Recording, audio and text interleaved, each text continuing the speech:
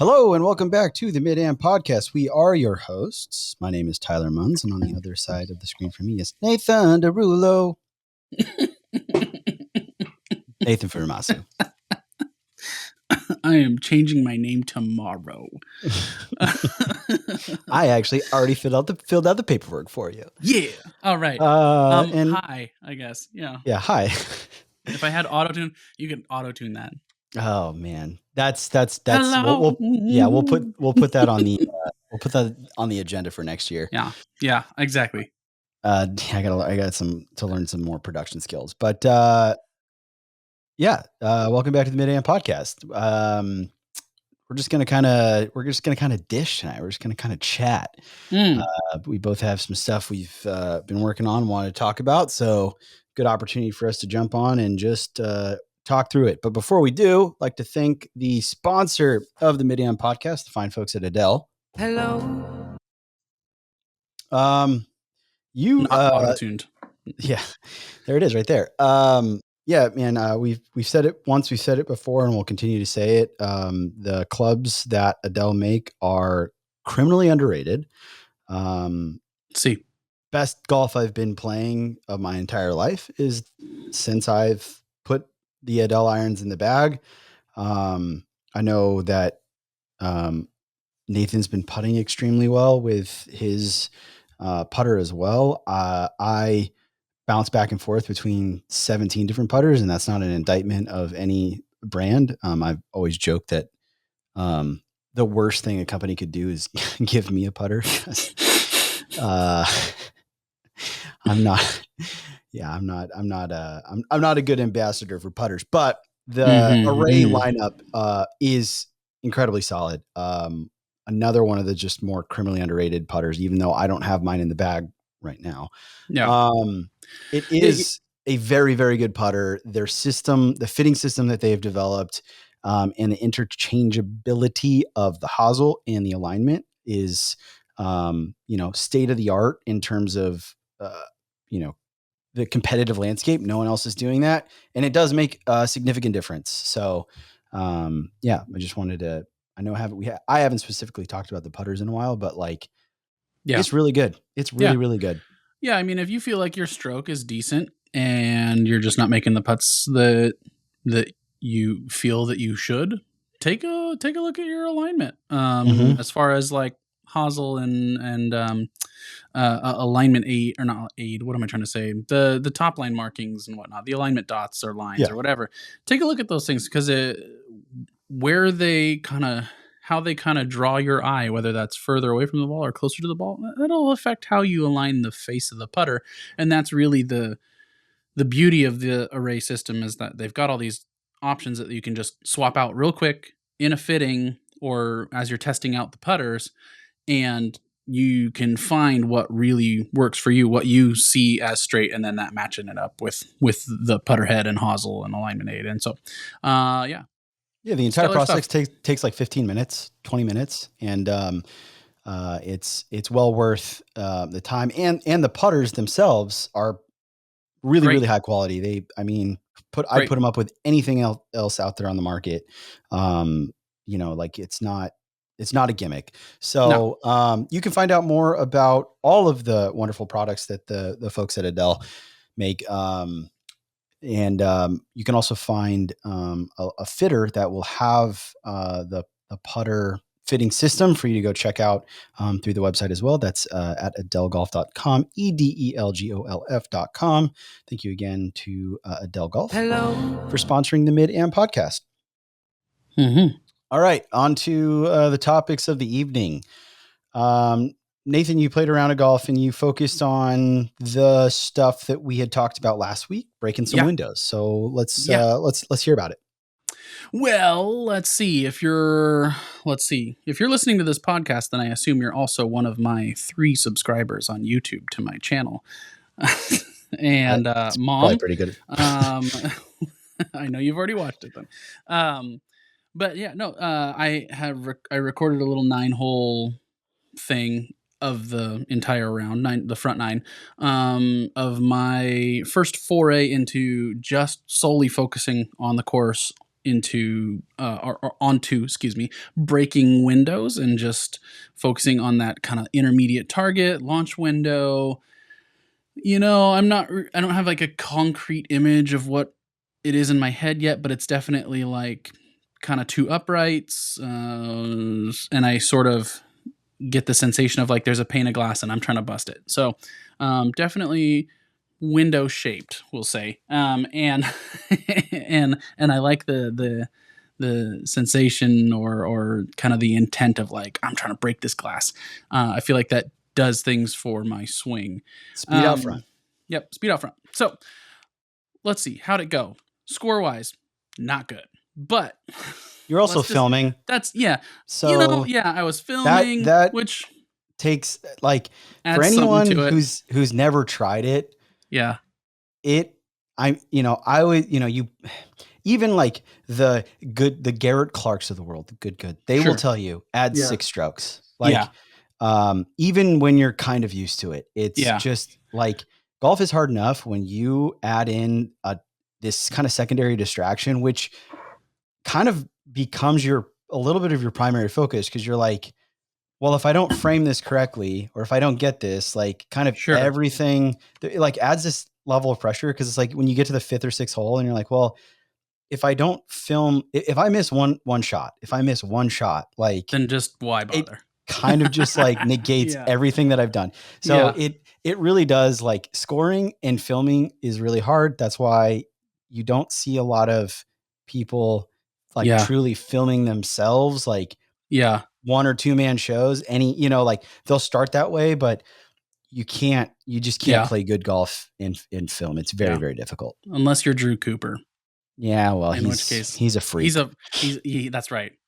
He's a freak. He is a freak. We're going to have him on again, hopefully. So anyway, we mean that in the nicest, most respectful way. He's a freak. He's moving on. So not to bury the lead, the first front 9 scoring wise was not good. And it was like 7 over, right? But that really wasn't the goal of the day. I was trying to I'm trying to throw all that, cast it all to the wind. And I really just want to focus on my intermediate target and breaking glass on every shot, trying to hit it through that window. After that, whatever the ball does, I don't care. Whatever. If I do it, I do it. If I don't, I don't. That's it. And it was kind of nice to boil down the round into something so black and white or so straightforward. I think I texted you afterward and I was like, I don't know the last time that I played a round of golf where I honestly didn't have a swing thought. Not even like a feel or a thought or anything. It wasn't like I'm working on this or I'm trying to feel this. Nothing. It was 100% external. Just this ball is going right there, and that's all I care about.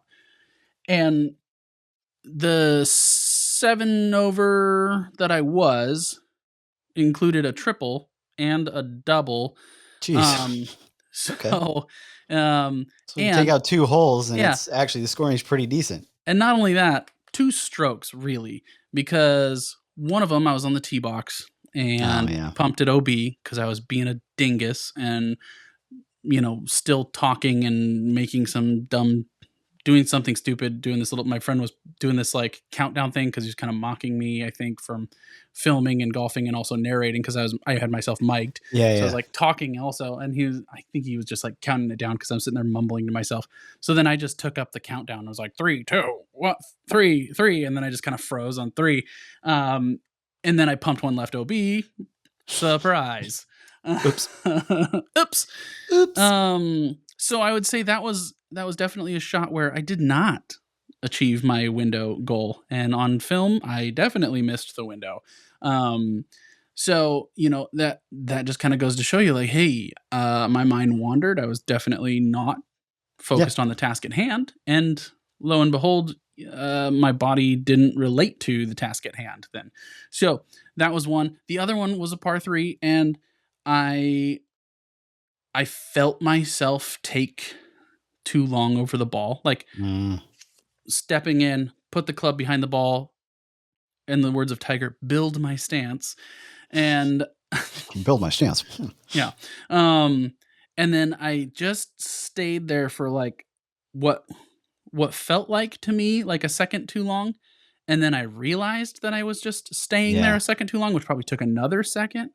But either way, like the intent, the target was not in my mind. My mind wandered, or not, or I like it was like this really meta, like, oh, I'm not doing the thing, and then watching myself not do the thing, and make the swing. Anyway, another really bad tee shot, left of left into jail on this hole where you cannot be, and then from there I was a little flustered and hit a poor chip because I was on like a really it was a tough shot. I'm just gonna say it. Like it was on dirt, but that was also like sandy because you could tell like they'd like it's where all the stuff from the top dressing gets pushed off to.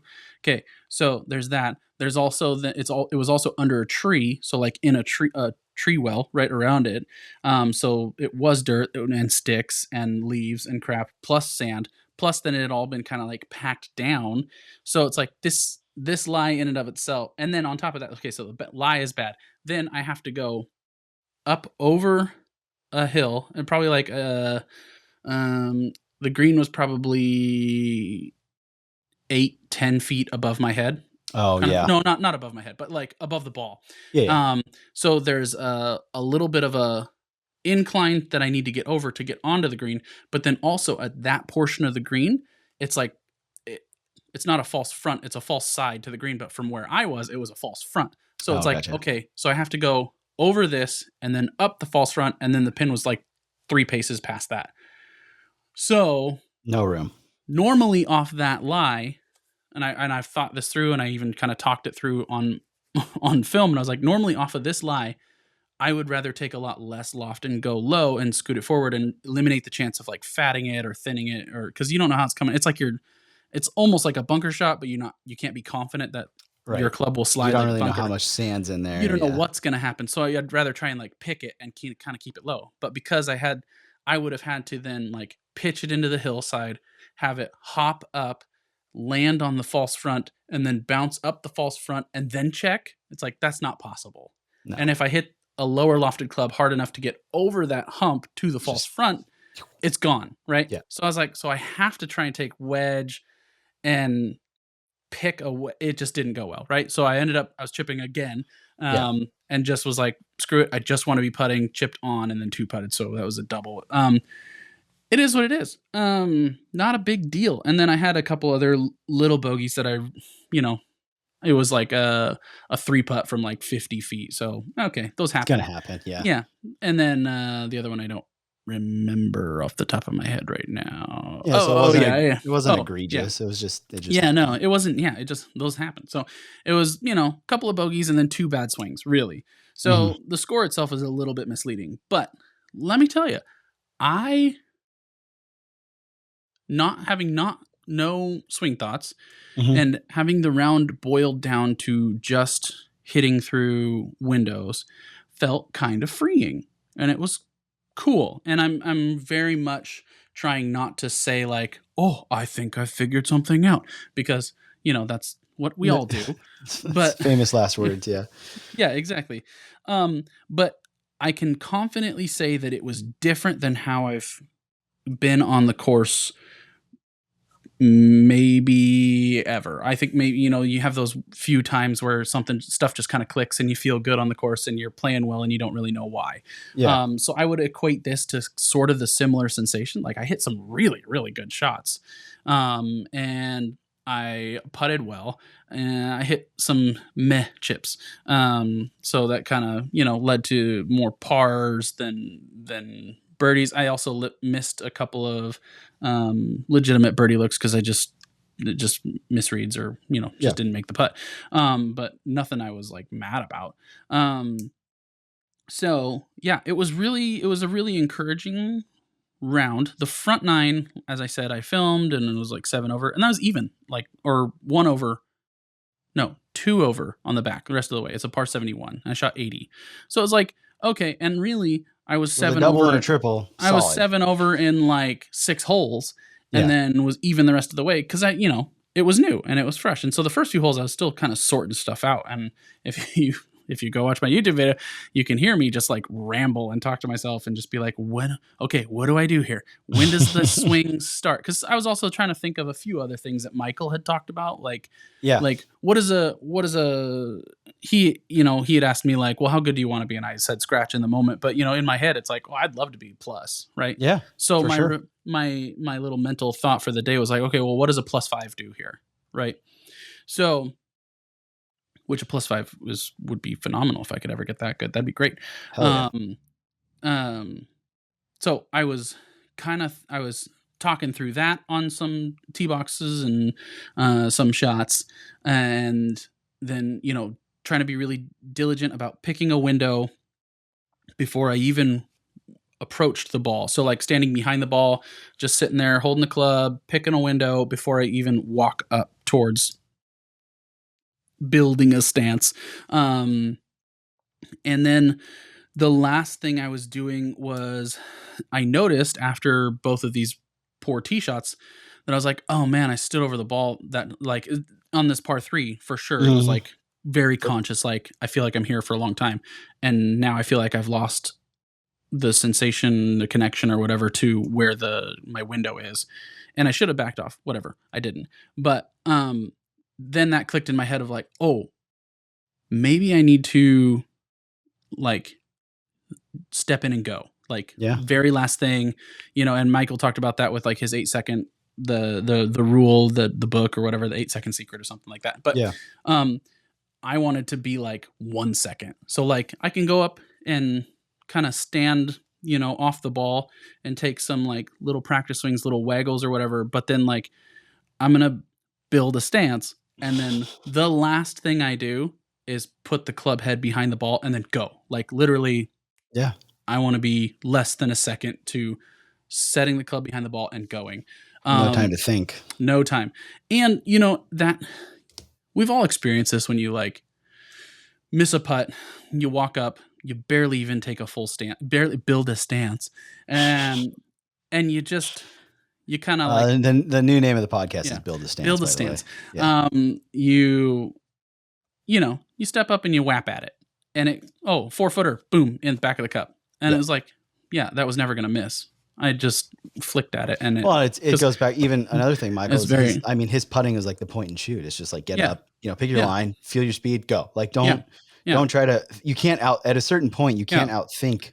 And well, that even goes back to like the whole think box, play box. It's like, once you've done your thinking, there's nothing more that you can do over the ball to like influence stuff that's going to be positive. Standing there being more deliberate or cautious, whatever, that's not going to help you. It's probably going to hinder you. Yeah. So you might as well just get up there and go. So we've all done this, right? You walk up and slap out a 5-footer back of the cup, no problem. So I was trying to put that same kind of energy, that same kind of rhythm and flow into my full shot. So I get up there, I'm looking at my window, I kind of make sure I build a stance, something close to right, and then step up and go. And after I had that realization, and the more I tried to do window and go, window and go, window and go, the better and better I feel like my ball striking got. Ironically enough, too, as I watch back the tape, like my swing started to look better too, in like really subtle ways that only I'm going to notice because we all, are hypercritical of our own swings more so than anyone else ever would be. And so I kind of like, I have looked at it enough to know like these are the things that I see that I think are, areas of growth, we'll call them. Yeah. And there were naturally things occurring that looked different and more towards what I would like to see, which was cool because again, zero intention about so my it's swing. Like it's almost validating because it's like that is what you default to. Yeah. When you are like not thinking about that, it's like that's your swing. It's kind of like condition versus who you actually are. Like you're told like the first thought that you have about something is typically like your conditioning, what you're conditioned based on, Mm. how you've grown up, the you know, the culture that you're around, the society that you're in. And so, like, you know, in some cases, like, we can have these thoughts that pop in our head that are like, whoa, like, that sucks. Like, that's what a horrible thing to think. And you feel guilty about that. But it's like, well, no, that's what you're conditioned to think, but that's not necessarily who you are. Like, Yeah. that, it's kind of the next thought. It's the next Yeah. thought that's like your reaction to that is like who you are. And so for you, it's like when you're the thoughts and stuff, that's what you're conditioned. Like, as golfers, we're conditioned to kind of overanalyze and try to think our way through the shot. But it's like, it's when you're getting like instinctual, Hmm. it's like, no, this is who I am. And so that's got to be Yeah. like somewhat validating to be like, hey man, when I'm in the groove, like, this is what my swing is. And Yeah. I just need to like throw all that other stuff away Hmm. and key in on this stuff. And I know that I'm moving the right way because, like, I'm a good player and I've got good coordination. I've been doing this long enough that I can do it. Yeah. And maybe even one step further is I don't care. Like, if what I do so if it's almost freed me up from even caring about my swing, if that Mm-hmm. makes sense. So I this it backs up a lot of kind of mm, beliefs I have about like swing philosophy type things, of just like that the golf swing, like many other rotational things, are can be quite natural if the intent is correct. Yeah. And so like the positions, whatever the motions that we're searching for, if what you're trying to do is the right thing, they happen naturally. It's just that there are thousands of different things to be trying to do during a golf swing, and not all of us ever get to the right ones. Um, so um, I kind of thought, okay, well then what does I've been thinking post this round, what does like my practice then look like? What's the point of practicing my swing at all? Or would I rather focus on my athleticism and like hand-eye coordination? And if I'm going to work on swing at all, it's really just from like P6 to impact, like, or Okay. like functional swing plane stuff. Yeah. Because all I care about is how good I am at relating this club face to my window pane, right? And if I can do that and it looks ugly as sin, then I don't care, Doesn't matter. because Yeah. if I'm hitting my windows all day long, I'm gonna play well, right? Um, and if I am, if my body self organizes in such a way to accomplish the task, it doesn't matter what it looks like, I guess is kind of what I'm saying. Right. And so this is something that reminds me of something like way back when, that I don't know if like Be Better Golf, if people follow that, but like Brennan used to talk about this. He got real into the weeds one time about like differential training and doing like all kinds of weird stuff with a golf club to try and bust yourself out of normal patterns and force your body to self organize into creating contact and impact towards your target, right? Yeah. And I mean that makes sense with a lot of different like motor learning things that I've read, non-golf related, but so it's something that like, to me it strikes a chord, because I'm like, yeah, okay. And then it also sort of backs up the whole like, why would I sit on a mat and do the same swing over and Yeah. over and over again? Because one, you never have that on the course, and two, I would rather my body be capable from myriad different positions to make it happen Yeah. and get ball through window pane. And I don't much care how it happens. So whether that means I'm steep and over the top, or coming from the inside, or shallow, or dumped under, or stuck behind, if I can still get it done, Doesn't then matter. it doesn't matter. Now, as a golf swing tech nerd, right? I know that those things are probably more easily accomplished from more neutral, like Yeah. kind of on plane swing motions, positions, what have you. But so I'm happy to still like train for those. I think, like, I still think that's Yeah, there's a certain s- like common denominator yeah, amongst like functional swings, right? yeah, That as long as you're kind of in a certain range, Like you can get it done. Obviously there's like these, and anything on the extreme is something you want to try to work out, because Yeah. like you're like at a certain point, there are just too many compensations to overcome Yeah. where you can be even remotely consistent. And consistency obviously is like a fallacy of golf. It's a fallacy of people who play golf. It's like, there is no such thing as consistency. You can't Hmm. be consistent. That the only thing Yeah. in golf that is consistent is the fact that there is no consistency, and no swing is ever going to be repeated, and no lie is ever going to be repeated. Like Yeah. no conditions are ever going to be repeated. So like this idea of like, oh, if I could just hit the ball consistently, it's like, okay, well, throw that out, because that's not going to Yeah. happen ever. Yeah. I'd rather be more capable than consistent. So it Like sounds I could get it from here, or I could get it from here, or I could, yeah, like, I mean, it sounds like then, because a lot of what you're saying there are just, it's more like your practice is going to be centered around the skills aspect, or the skills part of, it's like some of the stuff that Adam Young teaches, right? It's like, okay, yeah. try to hit it off the toe a little bit, try to hit it off the heel a little bit. Now try to hit it off the center. Like, Yeah, like, I think some of that, but I think it's almost actually more going to be like a Mach 3 speed, like more like athleticism based. mm, Like I want to move my body and be able to move my body, in all kinds of different ways, but then always come back through that last section and be delivering the club head. So then when I'm on the course, or as there are different needs, I can change how I come through that impact zone, or how I move that club through there and still get ball through window. And I started playing around with it a little bit, just even like in this round on the course. I hit the sauciest, like high, just bomb cut 6-iron out of the rough that I have ever hit. Like it was so good feeling. And Adele irons, check that box, felt really good. Center contact, hello, check that box, felt really good. It was the correct shape. It started where I wanted it to. It flew, the appropriate distance. Like it just didn't cut as much as I expected it to. But like this is not a shot that. This is like that driver off the deck I hit recently. It's like, right. This is not a shot that I do a lot.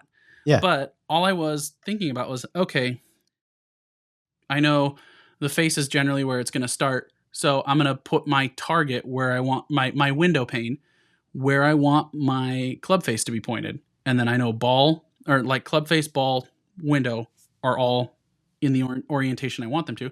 And then I'm going to build a stance a little bit more open from there, right? And just swing through that way, but always keep the orientation of ball target, Yeah. ball window pane. And man, the thing came out beautifully.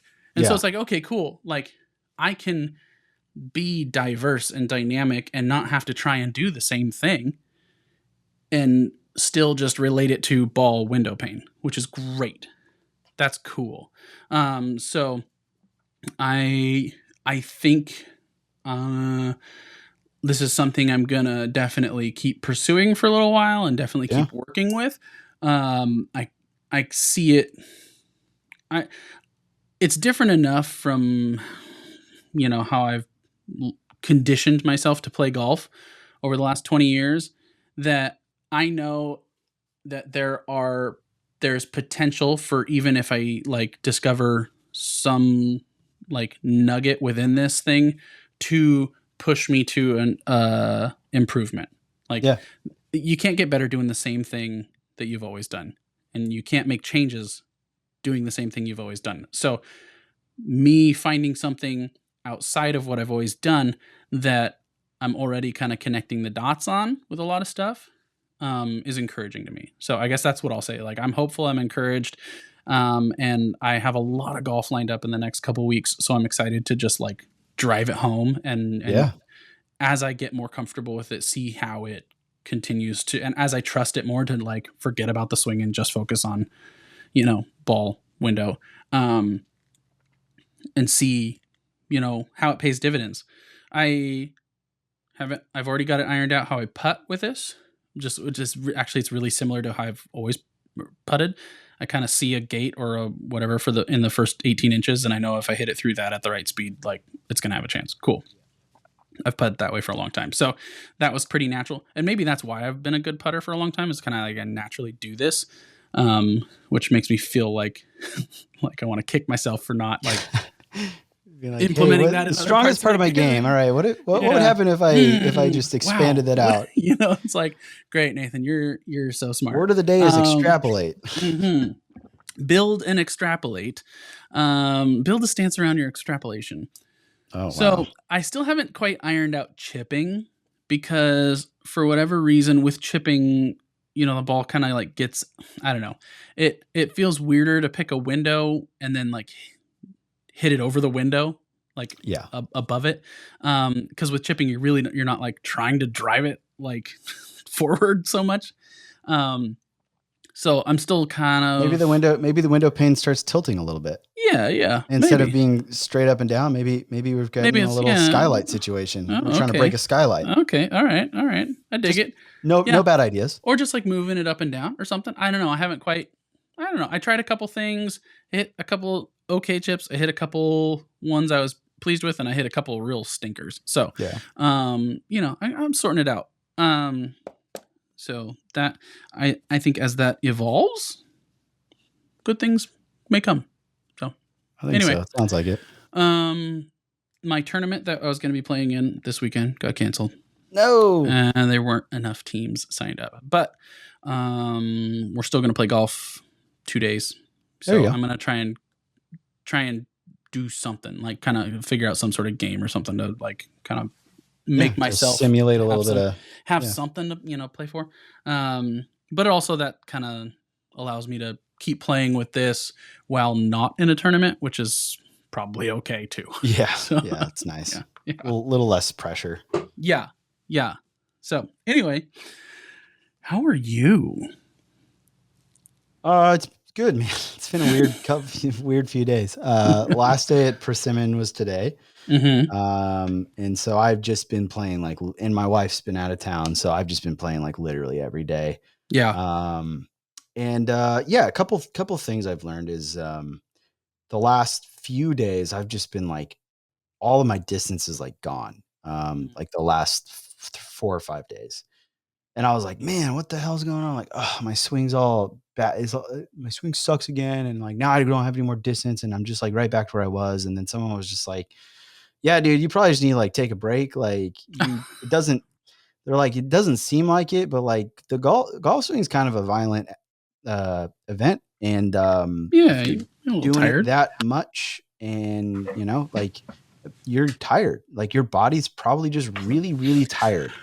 And You've been playing a lot of golf. I've been playing a lot of golf, and I love it. It's such a like first world problem, but it's been a lot of I'm happy to have the opportunity and feel very grateful that I got to do that and get to do that. But like I also am like, like I do think I found a little bit of the ceiling of this idea of like, God, if I could just like play every day, 27 holes a day, that would be the life. And it's like, you know what? It's not, it's, there is such a thing of like too much of a good thing. Yeah. If a little's good, a lot must be better. Yeah. Right. Right. And then, and again, it's more like, I think I just would get to the point where it's like, if I wasn't playing super well within the first like 3 holes, I'm like, well, it doesn't really matter because I'm just playing tomorrow. And then it's like, that's not really a good way to try to actually like break scoring barriers and stuff, to kind of give up because I'll just play tomorrow. Yeah. And so, yeah, I mean, and then also like me realizing I'm like, dude, you're getting older. Like, you're going to be 34 in a week or so. And like, it doesn't sound like it. It doesn't, you don't feel like you're any older, but like you're getting older and the body, it's just, I'm not that I've ever been super fit, but like, it's like, yeah, I am tired. And so, Yeah. I like fired an 88 and then an 84 the next day. Yeah. Yeah, man, it was just weird rounds, just like so frustrated and like weird bounces and breaks and stuff. And so today I was just like, well, then I guess I'll preface it. I was just like, man, I'm like, the swing just feels so, everything just feels off. The swing feels off. Actually been putting pretty good, but chipping is terrible, but it's always been terrible. I got to fix that. Mm.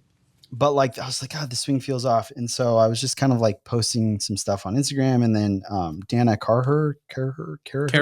yeah, Carher, Mm-hmm. he messaged me and he was just like, what do you want? What do you want out of your swing? And I was like, well, I'd like more shaft lean. Like, like the tour pros are around 10 to 12 degrees of shaft lean, which means that they're de-lofting. It means they're rotating through, they're compressing the ball. Like, they're relying much less on rate of closure with like the hands and stuff. It's less flippy, like less, the a little less reliant on just like the timing, the milliseconds of timing to where that club face is square. I just like, I want to try to increase my margin of error. That's all I'm trying to do. Yeah. And basically I can boil that down to like, I'm not delivering the club head to the ball the way that really, really good ball strikers are doing it. And it's not a vanity thing. It's not like, oh, I want it to look this one way. Mm-hmm. I'm also getting to a point where I'm like, I don't really give a shit what it looks like.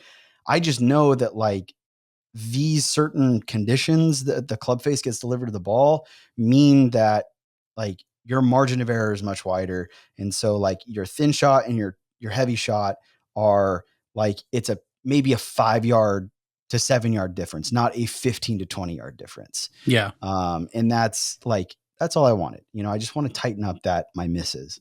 And so he was like, okay, I'll put some thoughts together. And I was like, oh, whatever.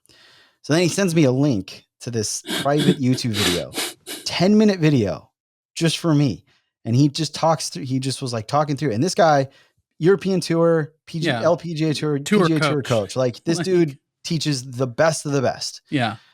And I was like, hand makes some pretty cool putters too. yeah, Side note. yeah. Also, yeah. And I was just like, and I was watching it and I was like, my jaw just like progressively like was getting lower and lower as I'm watching this. And I'm just like, how is no one ever, how have I not like stumbled upon this myself? Yeah. I consume everything that in regards to the golf swing, like if there is a theory, I have heard of it, but like what he told me was so specific to my physiology, that I was just like, oh, holy shit. Like this makes so much like this. Because like my whole thing is like this whole side bend, deliver, kind of a bent right arm, extended trail wrist, flex. Sure. Like how do you get there? There's no room, and I have to squat so far. And then he's like, yeah, dude, you can't do that the way that those other guys are doing it because you're not a hobbit like Trevino. Or you're not, or you don't have like gorilla arms. Yeah, gorilla arms and super narrow shoulders that like, Ludwig or whoever has, like you don't have that. You have wide shoulders and T-Rex arms. He didn't say T-Rex arms. I said it because my wingspan is like literally, I think 3 or 4 inches shorter than my height. Yeah. So like, he's like, dude, you need to create space by like getting your arms away. He's like, look at where your arms are in like comparison to your shirt seam. He's like, there is no room. You have no room. You cannot. Yeah. Like, you cannot rotate. You can't create shaft lean because if you did that and got into a position like you see, he goes, the club head would go 6 inches above the ball. You couldn't get down to it. Yeah. So the only way you can get down to it is you dump, you stand up, and like flip reach through. for it. Yeah. Yeah. He's like, that's the only way you can do it. And I was watching, I'm like, oh my God. And so I am an athlete. Yeah. And so I like just kind of played around with it and it feels weird as hell. Like I just hit some little chippy shots into the net this morning. And I was like, God, I feel like I'm so far away from the ball. I feel like I'm so bent over. Then when I look at it on video, I'm like, this is literally the best my setup's ever looked. Like, it's textbook. It's so perfect. And I could never pinpoint what about the way my shoulders move, what about my setup. I always looked at him like, there's just something not right. There's something not right. And in like literally a 10-minute customized video, which was incredible, He was Yeah. like, yeah, it's like this. He's like, do this. Here's a drill. Boom. I was like, oh my God. So I went out today and I was just like, all I want to do is just try to get comfortable with how far away I feel from the ball, Yeah. swing some videos. And then I was just like, I went like, I went par, bogey, bogey, birdie, birdie, bogey, par, par, par, birdie, par, birdie. So I was like 2 under through 13. Hmm. And whatever. I had a couple like tough bogeys, but I was just mostly misjudging the wind. And I didn't really even care because it was like all I wanted to do is I was just focused on like trying to get so I ended Yeah. up shooting even, I shot 72. I went like 88, 84, 72, which is hilarious. But that all just goes back to we've talked about this before, Yeah. that just like trying to get better by yourself is nearly impossible. Like if there are people, and I'm not saying this as like to gas myself up or anything, but I'm like, if I can be surprised by Hmm. stuff, because I spend way too much time looking at this stuff and like looking Yeah. into the swing theory and all that jazz. Like Yeah. if I can be like totally, like truly blown away, like I just sat in silence for like 5 minutes after I watched that video, and then I watched it again. And then he cried. And then I reached Nirvana. It was cool, dude. Oh. And like, if that can happen, it's like, dude, having another set of eyes to be like, Yeah. you're not seeing this, or like, you don't, like, because I mean, the difference that we're talking about between like the space that I was creating between my arms and my shirt seam is like 2 inches to 4 inches, or Hmm. 6 inches. Like it's almost not noticeable, Yeah. but the difference that 4 inches makes in a golf swing is like monumental. I mean, it is huge when you consider that the ball is like a little over an inch wide, not even an inch and a half, and the club face is like maybe 2.5, maybe 3 inches. So I'm like, Yeah.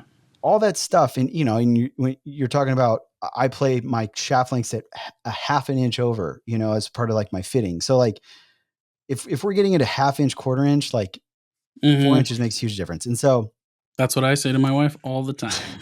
hey, good one. It's perfect, man. Don't you worry about it. It's just the way it is. Just the way it is. You know? Yeah. So, I mean, like, if you're serious about getting good at golf, like, find someone to look at your swing and try to be somewhat consistent with it. I mean, I had like one of those kind of 1 in a million, like this, and it's not like it's not quick fix. It still feels super uncomfortable. It's going to take me That's good. weeks. Yeah. Yeah. It's going to take me weeks of a lot of work to like kind of grind this in, and then just to get comfortable with a stance, and then to building a stance, and then Build a stance. yeah, and then it's going to take me even longer to like get used to like dropping my right shoulder down to the ball and creating side bend, and then like learning how to actually let the club shout. I Yeah. mean, they're like, I can see the 4 steps that I need to take to like really send this whole thing home. And it's like, Yeah. good thing we're coming in on the off season, because like I've got a lot, like Yeah. I have a good idea of like stuff that I can work on to try to get more comfortable with that. But I will say, the fact that I was able to go out with what felt pretty foreign and still play really good golf, Yeah. I think like that is a sign of like, my game has jumped up so significantly from last year, because like now, like so much of my swing is like athletically ingrained into my brain, and like all these tweaks, like I can almost immediately go like take it to the course and figure out a way to work around it, Hmm. and have some success. Like I hit the sickest little like half wedge, like pitching wedge off of a downhill rough lie, that I don't know, maybe got 35 feet off the ground and like landed at 100 yards, took 2 hops and stopped like 2.5 feet from the cup. Like, Nice. just like cool stuff like that. But Yeah. yeah, I mean, so like that's all to say, I mean, yeah, I mean, you need help. Like the golf swing is so complicated. Or it's not complicated. There's so many moving parts, and like one little thing creates this chain reaction, and it does, it doesn't have, you don't have to completely break stuff down. You can make like a little adjustment, and then your your brain and body athletically are gonna incorporate that into like without even having to think about it. So like I was looking at one of my swings today where I set up, and you could see there's way more space between my hands and like my thighs. And like my impact position looked miles better. And I didn't even like that. I wasn't even thinking about that. All I was thinking about was like, okay, just set up this way. And then I just let my body do the rest. And yeah, I still dumped out a little bit. Like I'm still, but that, that eventually that I know you've been doing that a while, so it'll work itself out. Yeah. Cause it's just that is now not the most efficient way to get to the ball. Like it's still, it's taking more work to do that. And I can actually feel it. I can actually now feel that kind of throw out move. And I'm having to like rotate even faster to like try to allow that square, because now that throw out move is closing the face a ton. So now my body's having to rotate even quicker to like undo that. So eventually welcome to my world. Eventually my brain's going to figure out like, dog, if you just like leave the club face kind of closed and rotate through, like you don't have to like do this last second turn through. Yeah.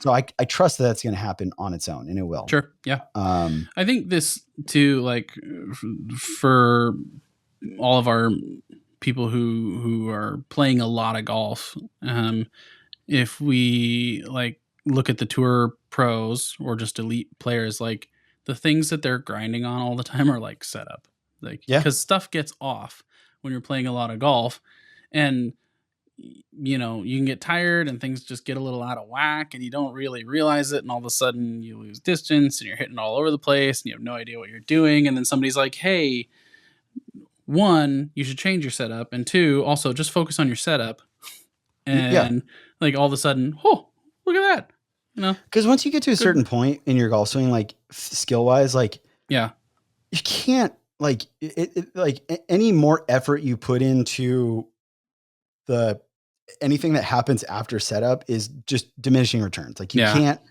optimize, so it's like, if you can get to a good setup that puts your body in like the best position physiologically to deliver the club athletically, like that's like 70% of it, because everything happens so fast.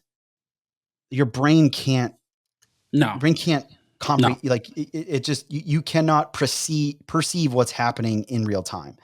And so it's like, if you can grind on, get the setup right. And I think what you just said is a good reminder. And it's something that I really haven't, had the pleasure, the pleasure of experiences. Like when you play a lot of golf, like things start to get off, and you've got to like do it's like hygiene. You got to brush your teeth, man. You got to like floss. You got to like watch your shit, and make sure that things don't get off. And I was certainly like just getting taller and taller and taller and squeezing, because I'm watching Scotty Scheffler and he stands up very tall. I'm like, well, you know what? Who's not built like Scotty Scheffler? Tyler Munns is not built like Scotty Scheffler. You're not a grasshopper. Like, right. Yeah. I've got the arms of a 10-year-old, and I can't, I can't try to emulate the best player in the world, unfortunately, because I'm not built like that, dude. I'm built different, dude. I'm built different. So, so that was kind of my kind of takeaway. And so now, I'm kind of shutting it down. I'm going to go to that random golf club thing on Sunday. Yeah. I don't even know if I'll probably swing a couple times. I'm just mostly kind of want to reconnect with some of the folks there. Sure. For the vibes, man. For the vibes, dude. Just the vibes. Chief vibe officer, chief CVO. And then I think I'm playing in a pro. I'm at Ilhi. I'm going to be in your hood. Oh yeah. On Monday. Yeah. I got invited to that just now and I had to turn it down because Yeah. He hit me up first, just so you know. That's fine. That's actually, I actually don't know if that's true. I would have loved to have been on a team with you and D-Pat. That would have been so fun. We would have ran it. Unfortunately, it's like the one day I'm the pro at Persimmon, actually. Oh, cool. Yeah. Yeah. It's like the one day I'm working next week before my golf trip over to Central Oregon. So it's like, oh no, I have to work. Sorry. Yeah. So I'm doing that, and then I'm not like literally just not going to touch the clubs until the end of September when I go to Sand Valley and Landman. I mean, maybe you should touch the clubs at least. I will. I mean, I'll hit some balls and stuff and chip. I'm gonna mostly. I'm gonna chip and putt, and then I'm gonna just. I mean, I'm gonna like rip foam balls into the net, essentially, just trying to work on my speed training. No, that's gonna happen after. That's later. September. Yeah, that's later. No. I think I'm just gonna constantly be speed training. I'm deciding. That's cool. Yeah, not really, but. I always be speed training. But I was thinking about like back to kind of like, oh, well, how is this going to shape how I practice? Like today I got out, I have a training aid that kind of shows me how I want to feel the release. So that's cool because that's all I care about now, position wise, technique wise. Yeah. And then otherwise, like I'm just trying to whip that thing through impact about as fast as I can. And so I just got out the Mach 3 speed things and was just like, I just want to make big swings and feel strong through any and all of these motions. And I don't care if they're on plane or above or below, like all this stuff. So. You know, what's funny is that I think like you're going to find that it's going to be pretty on plane because like, I mean, we've seen it with the Mach 3 stuff. I've seen it with, Dr. Kwan. I've seen it with, myself personally, just working on sequencing and trying to get faster. Like, so when I like solely focus on sequencing and try to get to that, the 18.6, which is really moving. It's like the positions I get in is like, you'd never, it's like nothing I've ever been able, nothing that I can do consciously. It just happens. And so, that there's somebody who said like golf is athletic. And if you just try to get athletic, like your body is going to like find the most efficient way to get to the ball, and your brain is going to work on squaring up that club face. Just like, trust it, man. Just send it. I like it. Yeah. Cool. So, well, good chat, man. I think we're both in a good place, heading into the end of the year and yeah, I think we still both have opportunities to maybe clip off one or two more of the goals for the year, even too. Yeah. I mean, the year's not over, but I just think like we're in a good spot to close out strong and take that momentum into the off season. Exactly. And then make 2025 our year, dude. Yeah, absolutely. Yeah. So where are you playing golf tomorrow? I said, so where are you playing golf tomorrow? I'm not doing it, dude. I'm not playing tomorrow. I'm not playing Saturday. I'm like, I might swing a few on Sunday just while I'm there. And then on Monday you're coming down. And then I'll play on Monday. And then like, I won't be playing any golf. You know what you can do on the course? Take your clubs apart then, because I know you're going to be reshafting them. So that and then just leave them today, and just leave them apart for like a week or so, and then I can't play golf. My irons are. I don't even need. Thankfully, I don't even need to do that because like we're heading out of town. Oh, that's the right. Next weekend, and then I've got some other stuff going on. I mean, like I'm pretty much like wouldn't even have time anyway. That's good. So. Yeah, so I'm actually excited to like really not play. I'm gonna go chip and putt because like I just got to figure out how to friggin' get the ball in the hole from off the green. But like I'm not gonna go play on a golf course Monday until I leave. Let's get another book. Let's do another book review in this time then. Cool. Yeah. All right, we'll take that offline. Yeah. All right, everyone. Thanks so much for following along and listening. If you like what you're hearing, which I'd imagine if you're 54 minutes into the episode, you do, please go in and leave us a review on Apple Podcasts or Spotify's just stars, but you can leave us a written review on Apple Podcasts. We'd really appreciate it if you did that. Yeah. Thanks, Mom, for doing that already. Thanks, Mom. You can find us on social media at Mid-Am Podcast. You can find me on Instagram at Fade and Fairway. You can find Nathan at Nathan.Freemasu and Thistle Leather Goods. And you can prominently featured in the bag of Roger Steele. Oh, hey. That was kind of neat. That was a neat day. You can find my YouTube channel at Build a Stance. That's good. Yeah, I'm going to go on Squarespace later and see if I can get that domain name. Just buying them up. buildastance.edu. Yeah, that's right. And then, you can please check out the Birdie-a-thon. I snagged 5 more today. We need an update. I'll send you a text. Okay, cool. And then I'm gonna leave a link to Nathan's YouTube video. Watch it because it's really good. Actually, I really enjoyed it. Yeah, I mean, if you like listening to me on here, then you'll really to like that. Ramble on a golf course. It's insightful. So there you go. Yeah. All right, everyone. Until next week, we'll talk to you later. Bye.